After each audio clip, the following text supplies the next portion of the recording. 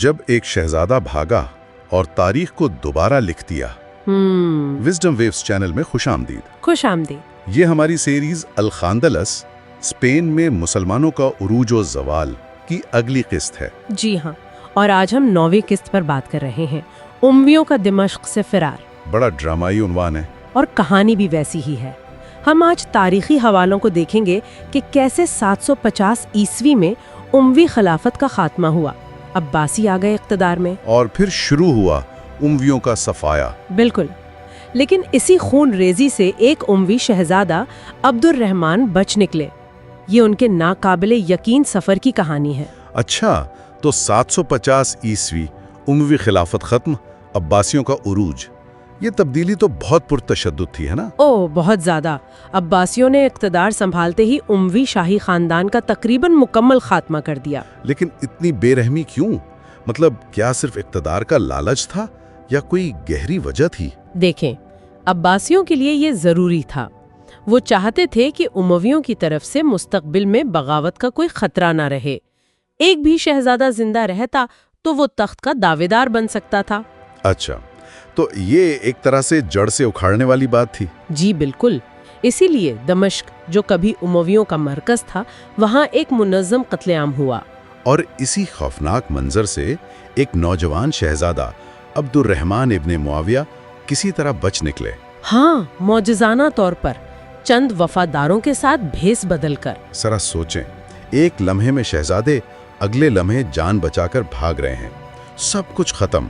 ان کا فرار اصل میں ایک انتہائی خطرناک سفر تھا، کئی سالوں پر محیط تھا۔ کہاں کہاں گئے وہ؟ پہلے شام سے نکلے، فلسطین گئے، پھر مصر، اور آخر کار شمالی افریقہ تک پہنچے۔ اور ہر جگہ عباسی جاسوسوں کا خطرہ۔ ہر قدم پر فوجی دستے، جاسوس، انعام کے لالچ میں لوگ، یہ ایک مسلسل جان لیوا کھیل تھا۔ تو شمالی افریقہ میں جا کر کچھ سکون ملا یا وہاں بھی مشکلات تھیں؟ وہاں پناہ لینا بھی کوئی آسان نہیں تھا، لیکن وہاں ایک اہم بات ہوئی۔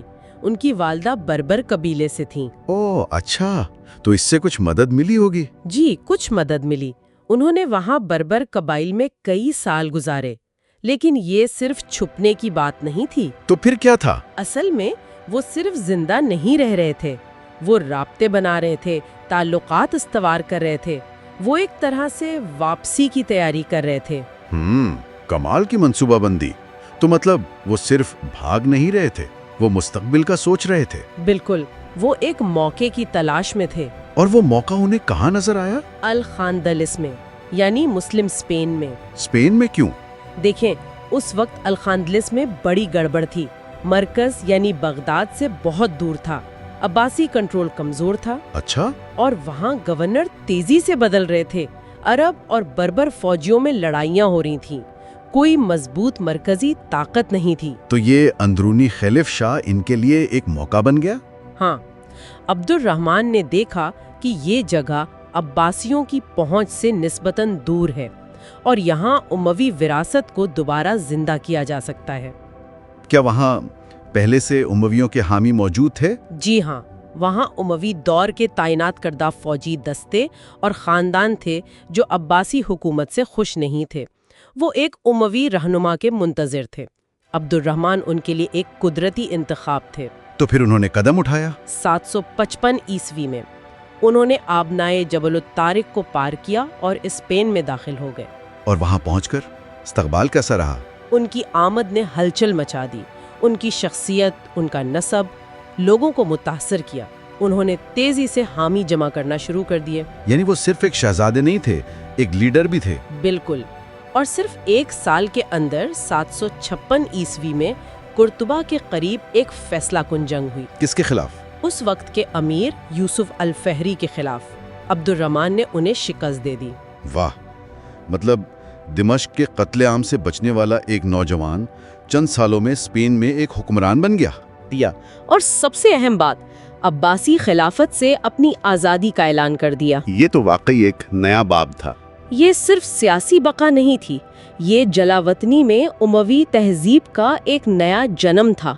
دمشق سے بھاگا ہوا شہزادہ अब कुर्तुबा का ताजदार था। जबरदस्त। आप सुन रहे हैं विजडम वेव्स, जहां हम तारीख के ऐसे ही अहम मोड़ को समझने की कोशिश करते हैं। तो ये कहानी सिर्फ एक शख्स की नहीं है। नहीं, बिल्कुल नहीं। ये एक तहजीब की नई सरजमीन पर नए लोगों के साथ दोबारा पैदाइश की कहानी है। ये वाकई जाहिर करता है कि कैसे शदीद मुश्किलात और तबाही के बावजूद भी अज़्म और सही मौके से तारीख का रुख बदला जा सकता है। बिल्कुल।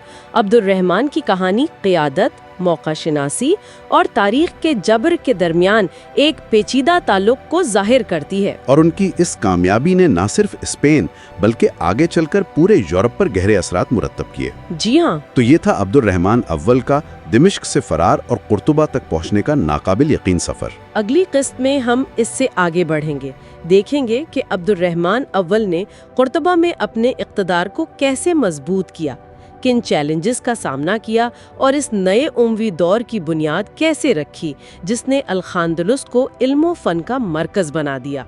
हाँ, ये जरूर सुनना होगा।